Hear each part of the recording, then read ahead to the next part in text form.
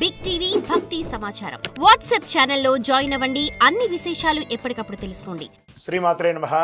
సద్గురు జ్యోతిషాలయం ఈ శోభకృతనామ సంవత్సరం ఉగాది శుభాకాంక్షలు. ఇప్పుడు మనం పంచాంగ శ్రవణాన్ని తెలుసుకోబోతున్నాం. ఈ యొక్క శోభకృతనామ సంవత్సరంలో చూస్తున్నటువంటి ప్రేక్షక మిత్రులే కాకుండా ఆసేతు హిమాచలం ప్రపంచ దేశాల్లో ఉన్న ప్రతి ఒక్కరు కూడా ఆయురారోగ్య ఐశ్వర్య భోగభాగ్యాలతో ఉండాలని అఖిలాండ కోటి బ్రహ్మాండ నాయకుడు శ్రీ ధర్మశాస్త్ర అయ్యప్ప స్వామి వారిని ప్రార్థిస్తూ ముందుగా ఒక ప్రార్థనతో ఈ యొక్క పంచాంగ శ్రవణాన్ని మనం చేసుకుంటాం. ప్రతి ఒక్కరు కూడా మీ యొక్క తల్లిదండ్రులని స్మరించుకోండి, మీ ఇష్టదేవాన్ని ప్రార్థన చేసుకోండి. శుక్లాంబరధరం విష్ణుం శశివర్ణం చతుర్భుజం ప్రసన్నవదనం ధ్యాయే సర్వవిఘ్నోపశాంతయే. గురుర్బ్రహ్మ గురుర్విష్ణు గురుర్దేవో మహేశ్వరః గురు సాక్షాత్ పరబ్రహ్మ తస్మై శ్రీ గురవే నమః. గురవే సర్వలోకానాం విజయవరోగిణాం నిదయే సర్వవిద్యానాం దక్షిణామూర్తయే నమః. సదాశివసమారంభం శంకరాచార్యమధ్యమాం అస్మదాచార్యపర్యంతం వందే గురుపరంపరాం. జగద్గురువులందరికీ కూడా నమస్కరిస్తూ ఈ యొక్క విశ్వావసునామ సంవత్సరంలో అందరికీ ఎలా ఉండబోతుంది, ఈ యొక్క విశ్వావసునామ సంవత్సరంలో జరగబోయే ఫలితాలన్నీ ఎలా ఉంటాయి, ఎవరు రాజు ఎవరు మంత్రి అవన్నీ కూడా మనం తెలుసుకొని, సముద్ర జలాల్లో పడుతున్న వర్షాలు ఎలా ఉంటుంది, పర్వతం మీద పడుతున్నటువంటి వర్షాలు ఎలా ఉంటుంది, మూడాలు కత్తెర ఇవన్నీ కూడా తెలుసుకోబోతున్నాం. మకర సంక్రమణం గురించి కూడా తెలుసుకోబోతున్నాం. శివాయ గురవే నమః. శ్రీ గురుభ్యో నమః. సదాశివసమారంభాం శంకరాచార్యమధ్యమాం అస్మదాచార్యపర్యంతం వందే గురుపరంపరాం. ఈ యొక్క పంచాంగ శ్రవణం వల్ల వచ్చే ఫలితాన్ని కూడా మనం చెప్తున్నాం. శ్రీ కళ్యాణ గుణావహం రిపుహరం దుస్వప్న దోషాపహం గంగా స్నాన విశేష పుణ్యబలదం గోదానతుల్యం నృణాం ఆయుర్వృద్ధిత్తమం శుభకరం సంతాన సముత్ప్రదం నానాకర్మ సుసాధనం సముచితం పంచాంగమాకర్ణీయత. దీని యొక్క అద్భుతమైనటువంటి ఏ విధమైనటువంటి దోషం ఉన్నా అందరూ కూడా ఆయురారోగ్య ఐశ్వర్యాలతో ఉండాలని ఈ యొక్క పంచాంగ శ్రవణాన్ని మనం చేయబోతున్నాం. ఈ సంవత్సరం రాజుగా రవి ఉంటున్నారు. సేనార్ఘ్య మేఘాధిపత్యులుగా కూడా రవికి లభించింది. మంత్రి చంద్రుడుగా ఉంటున్నాడు. సస్యాధిపతి గురువు, ధాన్యాధిపతి కుజుడు, రసాధిపతి శని, నీరసాధిపతి బుధుడు, నవనాయకుల్లో 6 పాపులు, 3 శుభులగుటచే దేశమున కాస్త అశాంతి, అలజడులు, రాజకీయ ఆందోళన, ప్రకృతి ఉత్పాదనలు కలిగే అవకాశాలు మెరుగ్గా కనబడుతున్నాయి. అయినను పురోహితాది ఉపనాయకులతో శుభులు ఎక్కువగా ఉండడం వల్ల అశ్వదాధిపత్యమగు మొదలగు పాపులతో సమానంగా శుభులు ఆధిపత్యం వహించడం వల్ల మళ్ళీ తిరిగి చక్కబడుతుందని కూడా ఉంది. మొత్తం మీద కొన్ని ఇబ్బందులు, దేశము సుభిక్షంగానే ఉంటుంది. సస్యాధిపతి గురువు, ధాన్యాధిపతి కుజుడు, ఆయన పచ్చని ధాన్యములు, ఎరుపు భూములు చక్కగా ఫలిస్తుందని కూడా చెప్పడం జరుగుతుంది. నల్లరేగిడి మట్టి కూడా పెరుగుతుందని చెప్తారు. అర్ధప్రవేశం పగలు కలుగుట అంత మంచిది కాదు. కాబట్టి లగ్నం నందు గురువు చంద్రుని వీక్షించడం వలన ఉభయ తెలుగు రాష్ట్రాల్లో ఎక్కువగా శుభములు సుభిక్షములు చెప్పదగినగా చెప్పబడుతుంది. వర్ష జలలగ్నం నుంచిగా దేశమున పరిస్థితి శుభాశుభం మిశ్రమంగా ఉంటుంది. 2 లగ్నములకు సప్తమున పాపగ్రహం ఉండడం చేత కొన్ని తావులు దుర్భిక్షం, పంటలు హానిగులు జరిగే అవకాశాలున్నాయి. చైత్ర భాద్రపద పుష్యమాసాల్లో క్లిష్టంగాను, వైశాఖ శ్రవణ ఆశ్వయుజ మాఘమాసంలో మధ్యమంగాను, జ్యేష్ఠ ఆషాఢ కర్తరి మార్గశిర మాస పాల్గొనంలో ఉత్తమంగా ఉంటుందని కూడా చెప్పడం జరుగుతుంది. ఈ సంవత్సరం చైత్రమున సమశీతోష్ణ స్థితి కలిగి ఉత్తరార్థమున స్వల్పంగా తొలకరిస్తుంది. వైశాఖమున జ్యేష్ఠ పూర్వార్థమున గ్రీష్మాధిక్యం వాతాధిక్యం కలుగుతుంది. కొన్ని చోట్ల వడగళ్ళు వానలు కురిసే అవకాశాలు కూడా ఉన్నాయి. జ్యేష్ఠ ఉత్తరార్థమున తొలకరించి ఆషాఢమున బీజపాపముగా కలిగించు వర్షమును, శ్రావణ భాద్రపద పూర్వార్థమున సస్యానుకూలంగా వర్షాలు కురుస్తాయి అని ఆశ్వీజ మార్గశిర మాసంలో వాయు సహితంగా అంటే గాలితో కూడినటువంటి వర్షంగా ఉంటుందని కూడా చెప్పడం జరుగుతుంది. ఈ సంవత్సరము పశునాయకత్వం సంపూర్ణంగా యమునికి లభించడం వల్ల వర్షం పాడి పంటలు కాస్త మిశ్రమంగా కనబడుతుంది. అయితే ప్రత్యబ్ద యోగం పంచకంలో అధికంగా ఉండడం వల్ల ఇబ్బంది ఏం లేదు అని చెప్పడం జరుగుతుంది. అడకం ఎక్కువగా కాలబ్రహ్మ హస్తగమనం ఉండుట, దుర్భిక్షం మరియు వర్షాభావంలో కొన్ని ప్రదేశాల్లో అధిక వర్షాలు కాస్త ప్రకృతి విలయతాండం కూడా జరిగే అవకాశాలు ఉన్నాయని కూడా చెప్పడం జరుగుతుంది. అధికముగా బాగున్న చాలా వరకు సుభిక్షంగానే ఉంటుందని కూడా చెప్పడం జరుగుతుంది. శుభాశుభ ఫలితాలు ఈ యొక్క విశ్వావసునామ సంవత్సరంలో మిశ్రమం అని చెప్పడం జరుగుతుంది. జ్యేష్ఠ శుక్ల త్రయోదశి ప్రభుతి ఆషాఢ పూర్ణిమ పర్యంతం ప్రాగస్థమిత గౌరుమాఢ్యం అని కూడా చెప్పడం జరుగుతుంది. మార్గశిర శుక్ల సప్తమి ప్రభుతినామ బహుళ చతుర్దశి పర్యంతం ప్రాగస్థమిత శుక్రమౌఢ్యమి వైశాఖ శుక్ల సప్తమి ప్రభృతి జ్యేష్ఠ శుక్ల ప్రతిపత్ పర్యంతం వాస్తుకర్తరి వైశాఖ బహుళ పంచమి నుండి సరస్వతీ నదీ పుష్కరం భాద్రపద శుక్ల పూర్ణిమకు రాహుగ్రస్త సంపూర్ణ చంద్రగ్రహణం పాల్గొన శుక్ల పూర్ణిమకు గ్రస్థోదయ చంద్రగ్రహణం కలుగుతుందని పంచాంగంలో చెప్పబడుతుంది. ఈ సంవత్సరంలో పంచవత్సరాత్మలకు ద్వాదశ యుగంలో విశ్వే దేవతాగమగు ఈ 8వ యుగంలో చతుర్థము అనువత్సర సంజగ్నము ప్రజాపతి దేవతాగమగుణం శ్రీ విశ్వావసునామ సంవత్సరంలో ధాన్యాదానం చేసిన మహాపుణ్యమని ధాన్యమంతా కూడా దానం చేయడం వల్ల శాస్త్రములందు కూడా చెప్పడం జరుగుతుంది. ఈ సంవత్సరం 8 వీసముల పంట, 2 తూముల వర్షము, 3 తూముల వాయు కలిగి ప్రజలు సర్వ సౌభాగ్యములు కలుగుతున్నారని జగద్గురువుల యొక్క హితబోధ అండి ఇది. స్వస్తి విశ్వావసునామ సంవత్సరం సృష్టి గత సౌరబ్ధంగా 1-9-5-5-8-8-5-1-2-6 గాను, కళ్యాది గతాబ్దిగా 5-1-2-6 సంవత్సరంగాను, శంకరాచార్యుల సంవత్సరంగా 1236 నుంచి 1237 సంవత్సరం అని చెప్పవచ్చు. విక్రమాదిత్య సంవత్సరం 2082, శాలివాహన శక శతాబ్ది 1947, ఆంగ్ల శకాబ్ద 2025-27, భారతదేశ స్వాతంత్ర్యాబ్ది 78, సృష్ట్యాది అహర్గణ 7-1-4-4-1-6-8-9-2-6 సంవత్సరంగాను, కలి అహర్గణ 1-8-7-2-2-9 గాను, విశ్వావసునామ సంవత్సరం పొడవు 354 రోజులుగా నిర్ణయించడం అయింది. ఆదత్రేయఫలం నిరుపతే చాంద్ర సౌరమానాభ్యాం విశ్వావసునామ సంవత్సర ఫలం అంటారు దీన్ని. ప్రభవాదిగా 39వ సంవత్సరం విశ్వావసు విశ్వేశాం వసు యసత్ అందరికీ ధనం కలిగిస్తుంది. విశ్వావసు సంవత్సరమున పంటలు మధ్యముగా ఉన్నా, అల్పవృష్టి ఉన్నా, కాస్త దొంగతనం, చోరభయం, రోగాదులు అధికంగా అయ్యే అవకాశాలుగా కూడా చెప్పడం జరుగుతుంది. ఈ యొక్క షష్టగ్రహ కూటమి కూడా ఉగాది రోజే అవుతుంది కాబట్టి కాస్త జాగ్రత్తగా ఆరోగ్యం పట్ల జాగ్రత్త వహించాలని కూడా చెప్పడం జరుగుతుంది. గురువు ఉదయాబ్ది ఫలం అనగా గురువు అస్తమించిన తర్వాత తిరిగి ఉదయించేటప్పుడు ఏ నక్షత్రంలో ఉదయిస్తున్నాడో ఆ నక్షత్రాన్ని అనుసరించి ఆబ్ధం ఉంటుందన్నమాట. జూలై 9, 2025న గురు ఆరుద్ర నక్షత్రం 2వ పాదంలో ఉదయిస్తున్నారు. కావున మార్గశీర్షాబ్దం అని కూడా చెప్తున్నారు. మార్గశీర్షాబ్దమున మిడతలు, పక్షులు, ఎలుకలు, మృగములు మొదలగు వాటి వల్ల సస్యములు నశింపజేసే అవకాశాలు ఎక్కువ ఉన్నాయి, తక్కువ పడతాయి, రోగపీడితం అధికమవుతుందని కూడా చెప్పడం జరుగుతుంది. విశ్వావసునామ సంవత్సరంలో రాజాది నవనాయకుల్ని విడివిడిగా మనం ఇప్పుడు తెలుసుకుంటాం. చైత్రశుద్ధ పాడ్యమి వారాధిపతి రాజు రవి. రవి మేష సంక్రమణం వారాధిపతి మంత్రి చంద్రుడు. రవి సింహ సంక్రమణ వారాధిపతిగా సేనాధిపతి రవి. రవి కర్కాటక సంక్రమణ వారాధిపతిగా సస్యాధిపతి గురు. రవి ధనుస్సంక్రమణ వారాధిపతిగా ధాన్యాధిపతిగా కుజుడు. రవి మిథున సంక్రమణ వారాధిపతిగా అర్ఘాధిపతిగా రవి. రవి ఆరుద్ర నక్షత్ర ప్రవేశ వారాధిపతిగా మేఘాధిపతి రవి. రవి తులా సంక్రమణ వారాధిపతిగా రసాధిపతిగా ఉన్నటువంటి వారు శని. రవి మకర సంక్రమణ వారాధిపతిగా నీరసాధిపతిగా బుధుడు ఉన్నాడు.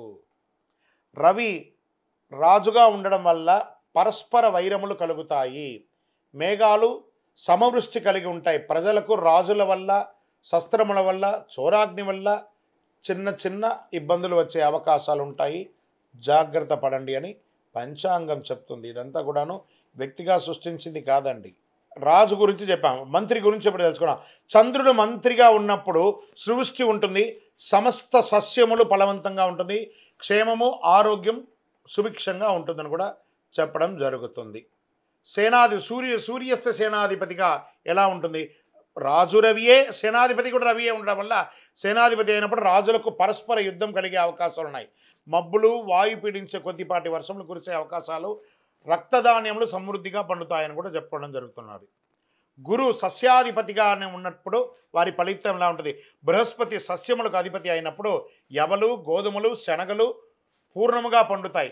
పసుపు రంగు నేల చక్కగా పండుతుందని కూడా చెప్పడం జరుగుతుంది. కుజస్య దానాధిపతి ఎలా ఉంటుందని చెప్పి, కుజుడు ధాన్యాధిపతి అయినప్పుడు ముళ్ళగుల ధాన్యములు, స్వల్ప ధాన్యములు, సిరుధాన్యములు, ఎర్రని నేల సంపూర్ణంగా పండుతుంది అని కూడా చెప్పడం జరుగుతుంది. ఇక్కడ రవి అర్ఘ్యాధిపతిగా ఉన్నారు. వారి ఫలితం ఎలా ఉంటుందంటే, రవి అర్ఘ్యాధిపతి అయిన వెలలు రేట్స్ అంతా కూడా తగ్గే అవకాశాలు ఉన్నాయి. వర్షములు తక్కువ కురుస్తాయి. ప్రజలు ఆకలి బాధ మరియు రాజులకు మంచి శ్రేయస్సు కలిగే అవకాశాలు కూడా చాలా బాగుందని కూడా చెప్పడం. సూర్యస్య మేఘాధిపతి, సూర్యుడే మేఘాధిపతిగా కూడా ఉంటున్నాడు. సూర్యుడు మేఘాధిపతి అయినప్పుడు వల్ల పంట స్వల్పంగా పండుతాయి, భయం అధికంగా ఉంటుంది, వర్షం తక్కువగా ఉంటుంది, ఖండవృష్టి కలిగి ఎర్రని ధాన్యం బాగా పండుతాయని కూడా చెప్పడం జరుగుతున్నాయి. శనీశ్వరుడు రసాధిపతిగా ఉంటున్నాడు. శని రసాధిపతి అయినప్పుడు నెయ్యి, నూనె, బెల్లము, తేనె మొదలుగా రసజాతులకు వెళ్ళలేకుండా ఉంటుంది. అంటే చాలా తగ్గే అవకాశాలు చాలా ఉన్నాయని చెప్తున్నాడు. బుధస్య నీరసాధిపతి, బుధుడు నీరసాధిపతిగా ఉండడం వల్ల ఈ ఉక్కు, ఖనిజములు, వివిధ ధాన్యములు సమృద్ధిగా ఉంటాయని కూడా చెప్పడం జరుగుతుంది. సో రాజాది నవనాయకుల్లో ఎవరెవరు ఎంతెంత ప్లేస్ తీసుకుంటున్నారంటే, రవి 4 ప్లేస్ని తీసుకుంటున్నారు. అంటే పోర్ట్ఫోలియో అంటారు చూసారా, ఈ పోర్ట్ఫోలియోస్ని వాళ్ళు విభజించుకున్నారు. రవి 4 పోర్ట్ఫోలియో, చంద్రుడు 1, కుజుడు 1, బుధుడు 1, గురువు 1, శుక్రుడికి ఈసారి ఏం లేదు, శని భగవానికి 1. నవనాయకుల్లో 3 నాయకత్వాలు శుభగ్రహాలు, 6 నాయకత్వాలు పాపగ్రహాలుగా వచ్చాయి. నవనాయకుల్లో పాపగ్రహ నాయకత్వం ఎక్కువగా ఉంది కనుక విష్ణు సహస్రనామము లేదా చండీ సప్తసతి పారాయణము ఇలాంటివి చేయడం వల్ల చాలా అద్భుతం జరుగుతుంది అని కూడా చెప్తున్నారు. ఇందులో ఉపనాయకులు ఎవరు? ఇప్పుడు దీంట్లో ఎలా ఉంటారంటే, ఒక చక్రవర్తి ఉంటారు, వారికి సామంతరాజు ఉంటారు కదా, అలా ఉపనాయకులుగా ఉన్నవారు ఎలా అంటే, మేషశంకరం వారాధిపతి, సర్వదేశోధ్యాధిపతిగా అశ్వాధిపతిగా చంద్రుడు, వృషభ సంక్రమణ వారాధిపతిగా పురోహితుడుగా గజపతి, అడవిపతి గురువుగా ఉంటున్నాడు. మిథున సంక్రమణ వారాధిపతిగా పశువులకు అధిపతి అయినటువంటి రవి ఉంటున్నాడు. కర్కటక సంక్రమణ వారాధిపతిగా దేవాధిపతి గురువు ఉంటున్నారు. సింహ సంక్రమణ వారాధిపతిగా పురుషాధిపతి రవి ఉంటున్నారు. కన్య సంక్రమణ వారాధిపతిగా పరీక్షకుడు గ్రామాధిపతిగా బుధుడు ఉంటున్నాడు. తులా సంక్రమణ వారాధిపతిగా వస్త్రాధిపతి, వస్త్రానికి శని భగవానుడు కూర్చున్నాడు. వృశ్చిక సంక్రమణ వారాధిపతిగా గ్రామపాలకుడు రత్నాధిపతిగా చంద్రుడు ఉంటున్నాడు. ధనుష్ సంక్రమణ వారాధిపతి వృక్షాధిపతిగా కుజుడు ఉంటున్నారు. మకర సంక్రమణ వారాధిపతిగా జంగమాధిపతి బుధుడుగా ఉంటున్నాడు. కుంభ సంక్రమణ వారాధిపతిగా గణకుడు, సర్పాధిపతిగా శుక్రుడుగా ఉంటున్నాడు. మీన సంక్రమణ వారాధిపతి దైవజ్ఞుడు, మృగాధిపతి రవిగా ఉంటున్నారు. చైత్రశుద్ధ పాడ్యమి వారాధిపతిగా రాష్ట్రాధిపతి శుభాధిపతి రవిగా ఉంటున్నారు. రవి ఆరుద్ర నక్షత్ర ప్రవేశం వారాధిపతి స్త్రీలకు అధిపతి అయినటువంటి వారు రవి ఉంటున్నారట. ఇక్కడ ఉపనాయకుల్లో ఎవరెవరు ఎంతంత పోర్ట్ఫోలియో తీసుకుంటున్నారు అని అంటే, రవి 7 స్థానాలను, చంద్రుడు 4 స్థానాలను, కుజుడు 1 స్థానాన్ని, బుధుడు 3 స్థానాలని, గురుడు 3 స్థానాలని, శుక్రుడు 2 స్థానాలని, శని భగవానుడు 1 స్థానాన్ని తీసుకొని 21 మంది ఉపనాయకుల్లో 12 నాయకత్వాలు శుభగ్రహం. చూడండి, 21లో డివైడ్ చేసుకుంటే 12 మంది క్షేమం చేసేవాళ్ళు. ఇక్కడ చూడండి, ప్రధానంలో కొంతమంది తక్కువ ఉండేసరికి దీన్ని ఏం చేస్తుందంటే, ఇది బ్యాలెన్స్ చేస్తుంది. అక్కడ చెడు వచ్చినా ఇక్కడ మంచి చేసేసరికి ప్రజలకి అద్భుతం జరుగుతుందని చెప్తుంది. సో 9 మంది నాయకత్వాలు పాపగ్రహాలుగా ఉన్నారు. మేఘాధిపతి నిర్ణయం ఎలా చెప్పడం జరుగుతుంది? 1947 × 8/9 = 6 శేషంగా చెప్పడం వల్ల నీలనామకో మేఘంగా చెప్పడం జరుగుతుంది. ఈ సంవత్సరం నీల పేరు గల మేఘంగా వర్షించును. దీని ఫలితం ఎలా ఉంటుంది అని అనుకంటే అడక చాలా అద్భుతమైనటువంటి వర్షంగా ఉంటుందని కూడా చెప్పడం జరుగుతుంది.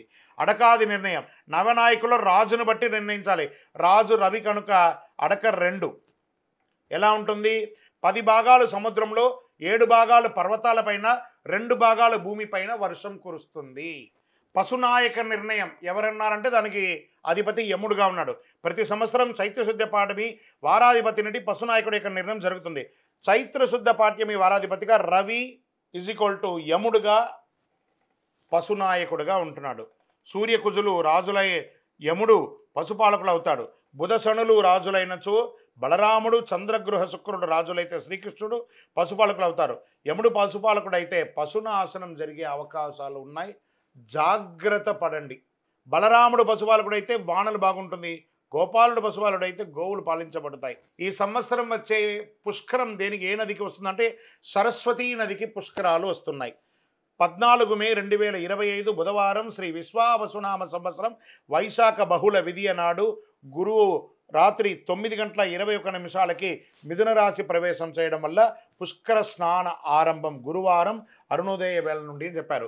15 మే 2025 విశ్వావసునామ సంవత్సర వైశాఖ బహుళ తదియ గురువారం నుండి 26 మే 2025 వైశాఖ బహుళ చతుర్దశి సోమవారం వరకు సార్ధ త్రికోటి తీర్థ రాజ సహిత సరస్వతీ నదికి పుష్కరాలుగా నిర్ణయించడం అయింది. విశ్వావసునామ సంవత్సరంలో మైఢ్యమి, కర్తరి, గురుమూఢ్యమి, శుక్రమూఢ్యమి అంతా ఎలా వస్తుంది, ఈ రోజుల్లో ఏం చేయాలి చేయకూడదని ఉంటుంది కదా, అది ఎప్పుడు ఉంది, ఆ శుభకార్యాలు ఎందుకు చేయకూడదు, ఏ సమయంలో ఉండకూడదని ఇదివరకు మనం చెప్పున్నాం. కానీ డేట్ మాత్రం ఇప్పుడు మనం చెప్పుకున్నాం. శ్రీ గురుమౌఢ్యమి జూన్ 9, 2025 నుండి జూలై 9, 2025 వరకు, శ్రీ విశ్వావసునామ సంవత్సర జ్యేష్ఠ శుద్ధ త్రయోదశి సోమవారం నుండి ఆషాఢ శుద్ధ చతుర్దశి బుధవారం వరకు గురుమౌఢ్యమి ఉంటుంది. శుక్రమౌఢ్యమి నవంబర్ 26, 2025 నుండి ఫిబ్రవరి 17, 2020 వరకు, శ్రీ విశ్వావసునామ సంవత్సరం మార్గశిర శుద్ధ షష్ఠి బుధవారం నుండి మాఘ బహుళ అమావాస్య మంగళవారం వరకు శుక్రమౌఢ్యమి. ఆల్మోస్ట్ ఆల్ ఒక 3 నెలలు ముహూర్తాలు ఉండవు. నవంబర్ నుండి మొదలు పెడితే ఫిబ్రవరి వరకు. కాబట్టి వివాహం, గృహప్రవేశం అవన్నీ చేసుకోవాలనుకున్న వాళ్ళు మంచి సమయం చూసుకొని ఇవన్నీ చేసేసుకోండి. సరే, వాస్తుకర్తరి ఎప్పుడు వస్తుంది? వాస్తుకర్తరి ప్రారంభం రవి భరణి 3వ ప్రవేశం మే 4, 2025. వాస్తుకర్తరి పరిసమాప్తం రవి రోహిణి 2వ ప్రవేశం మే 28, 2025. శ్రీ విశ్వావసునామ సంవత్సర వైశాఖ శుద్ధ సప్తమి నుండి జ్యేష్ఠ శుద్ధ పాఠ్యమి వరకు వాస్తుకర్తరి ఉంటుంది. ఈ సమయాల్లో ఏ విధమైనటువంటి శుభకార్యాలు చేయకూడదు అని అంటారు. రవి ఆరుద్ర నక్షత్రం ప్రవేశం ఎలా ఉంటుందంటే జూన్ 22, 2025 రవి ఆరుద్ర 1 మధ్యాహ్నం 2:10 రవి ఆరుద్ర నక్షత్ర ప్రవేశం. విశ్వావసునామ సంవత్సర జ్యేష్ఠ శుద్ధ బహుళ ద్వాదశి నాడు రవి ఆరుద్ర నక్షత్ర ప్రవేశం చేస్తుంది. తిథి బహుళ ద్వాదశి ఉత్తమం, వారం ఆదివారం పశుపక్షం, నక్షత్రం భరణి దానివల్ల అశుభం, యోగ సుకర్మం సువృష్టి, కరణం బాలువ సువిక్షం, లగ్నం తుల వృష్టి, పగలు రాత్రి ఫలం పగలు, సస్యనాశనం. పై 7 అంశాల్లో 4 అంశాలు అనుకూలంగా ఉండడం వల్ల రవి ఆరుద్ర నక్షత్ర ఫలితాలు ఈ సంవత్సరం శుభప్రదంగా వర్షాలు కురుస్తాయని చెప్పడం జరుగుతుంది. గ్రహణాలు ఈ సంవత్సరంలో ఎప్పుడుంది? సంపూర్ణ చంద్రగ్రహణం సెప్టెంబర్ 7, 2025 రాత్రి 11:41 భాద్రపద శుద్ధ పౌర్ణమి ఆదివారం పూర్వభాద్ర నక్షత్ర కుంభరాశిలో సంపూర్ణ చంద్రగ్రహణం ఉందని చెప్పబడుతుంది. చంద్రగ్రహణం మొదలు రాత్రి 9:55 సంపూర్ణ గ్రహ ప్రారంభం రాత్రి 10:55 గ్రహణ మధ్యకాలం రాత్రి 11:41 సంపూర్ణ గ్రహణ అత్యంత కాలం రాత్రి 12:24 చంద్రగ్రహణ సమాప్తి 1:26 అని చెప్పడం జరుగుతుంది. గ్రహణ గోచార ధనుసు, కన్యా, వృషభ, మేషరాశులకు శుభం, మకర, తుల, సింహ, మిథున రాశులకి మధ్యమం, కుంభ, వృశ్చిక, కర్కాటక రాశి వారికి అశుభంగా ఉంటుంది. జాగ్రత్త పడండి. తర్వాత సంపూర్ణ చంద్రగ్రహణం లాగే పాక్షిక చంద్రగ్రహణం కూడా ఉంది. మార్చి 3, 2026 సాయంత్రం 5:03 నుండి సాయంత్రం 6:22 వరకు విడుపు అవుతుందని కూడా చెప్తుంది. పాల్గొన శుద్ధ పౌర్ణమి మంగళవారం పుబ్బా నక్షత్రంలో సింహరాశిలో పాక్షిక చంద్రగ్రహణం ప్రారంభం మధ్యాహ్నం 3:20 గ్రహ మధ్యకాలం సాయంత్రం 6:03 చంద్రోదయం సాయంత్రం 6:22 పాక్షిక గ్రహణ అంత్యకాలం సాయంత్రం 6:47 ఈ గ్రహణం అధిక శాతం పగటి కాలంలో పడుతుంది. చంద్రోదయమైన తర్వాతనే పాక్షిక గ్రహణం అంత్యకాలం కనబడడం అవకాశం ఉంది. పగటి కాలంలో వచ్చే చంద్రగ్రహణం ప్రాముఖ్యత తక్కువ. గ్రహణ గోచారం మిథున మీన వృశ్చిక తులారాశులకి శుభం, కర్కాటక మేష కుంభ ధనుసు రాశి వాళ్ళకి మధ్యఫలం, సింహ వృషభ మకర కన్యా రాశులకి అశుభంగా చెప్పడం జరుగుతుంది. గ్రహణ దోషం ఉన్నవారు చంద్రగ్రహణం నందు వెండి నాగ పడగ కానీ లేదా చక్కగా ఒక బ్రాహ్మణులకి ఒక సాహిత్యం కానీ ఇచ్చి నమస్కారం చేసుకొని ప్రాయచిత్తం చేసుకోవచ్చు అని కూడా చెప్పడం జరుగుతుంది. శ్రీ విశ్వావసునామ సంవత్సరం సంక్రాంతి పురుష లక్షణం అని కూడా చెప్పచ్చు. జనవరి 14, 2026 బుధవారం నాడు రవి ఉత్తరాషాఢ 2 రాత్రి 8:12 మకర సంక్రమణం చేపడుతుంది. జనవరి 14, 2020 నాటి పంచాంగంలో బుధవారం పుష్యమి నక్షత్రం బహుళ ఏకాదశి సాయంత్రం 5:05 అనురాధ రాత్రి 2:39 గంట రాత్రి 8:03 భలవ సాయంత్రం 5:05 కౌలవ తెల్లవారుజామున ఉదయం 6:10 పక్షం బహుళ దేశ సుభిక్ష క్షేమారోగ్యం కలిగి అద్భుతంగా ఉంటుంది. తిథి ద్వాదశి సుఖము. వారం బుధవారం కావున సంక్రాంతి పురుషుడు మందాకిని నామం కలిగి ఉండడం. రాజులకు ఉపద్రవాలు కలిగే అవకాశాలు ఉన్నాయి. కుంకుమ స్నానం చే శుభం కలుగుతుంది. చిత్రవస్త్రములు శంఖచంద్రములు ధరలు కలిగే అవకాశాలు ఉన్నాయి. కరణం కౌలవ కరణం కనుక పసుపు వస్త్రధారణ వల్ల యుద్ధజన కాలంలో కుంకుమ గంధ లేపనం వల్ల ఆకలి ఎక్కువ అవుతుంది. స్త్రీ పురుషులకు గొడవలు అయ్యే అవకాశాలు ఎక్కువ కనబడుతున్నాయి. వెండి ధరించడం వల్ల వెల పెరుగుతుంది. రాగి పాత్ర భోజనం వల్ల లోహనాశనం, భక్ష్యం భుజించడం వల్ల ప్రజాపీడ, మామిడి పండు భుజించడం వల్ల నటులకు ఇబ్బంది, కత్తి ఆయుధం ధరించడం వల్ల ప్రజలకు క్షుద్బాధ, వ్యాధి, అగ్నిభయం కలుగుతుంది. ఈ మకర సంక్రమణం వల్ల పీతఛత్రము వల్ల శుభము, వరాహ వాహనం ఎక్కడం వల్ల రాజపీడ, ప్రజాముఖంతో ఉండడం వల్ల వర్షబలంలో అధికంగా నిల్చొని ఉండడం వల్ల సృష్టి, ఉత్తరగమనం వల్ల ఉత్తర దేశము సుభిక్షంగా ఉంటుంది అని కూడా చెప్పడం జరుగుతుంది. లగ్నం సింహ పురుష చింతం. రాత్రి ఫలం శూద్రులకు ఇబ్బంది. సంక్రాంతి పుణ్యకాలం జనవరి 14, 2026 బుధవారం నాడు రవి ఉత్తరాషాఢ రాత్రి 8:12 మకర సంక్రమణం చేయబడుతుంది. శ్రీ విశ్వావసునామ సంవత్సరంలో కందాయ ఫలములు సంవత్సర ఫలాన్ని కూడా మనం చెప్పుకుంటున్నాం.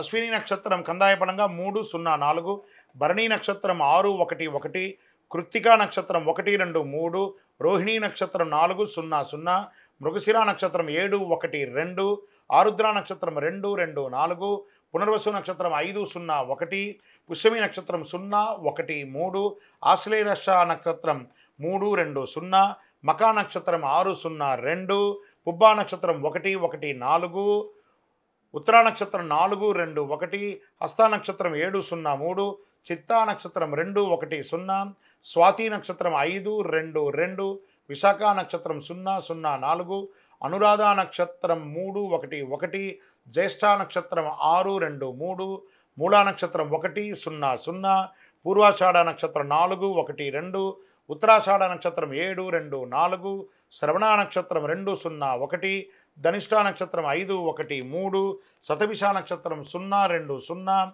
పూర్వభాద్ర నక్షత్రం 302, ఉత్తరాభాద్ర నక్షత్రం 614, రేవతి నక్షత్రం 121. శ్రీ విశ్వావసునామ సంవత్సరం చైత్రశుద్ధ్య పాడ్యమి 1 ఆదివారం, 1 రేవతి నక్షత్రం, 27 ఇంద్రయోగం, 26 భవకరణం, 1 మొత్తం 56. విశ్వావసునామ సంవత్సరానికి వచ్చిన పదం బేసి సంఖ్య ధనలాభం, సరి సంఖ్య సమఫలం, 0 సంఖ్య శూన్యఫలం. మొదటి కందాయం 380 అయితే వ్యాధి, రెండవ కందాయం 730 అయితే భయం, మూడవ కందాయం 250 అయితే కీడు, 30 అయితే ఫలితం కూడా శూన్యమే. ఇది కందాయ ఫలం యొక్క ఉన్నది. ఆదాయ రాజపూజ్య వ్యయాలు. మేషరాశి ఆదాయం 2, వ్యయం 14, రాజపూజ్యం 5, అవమానం 7.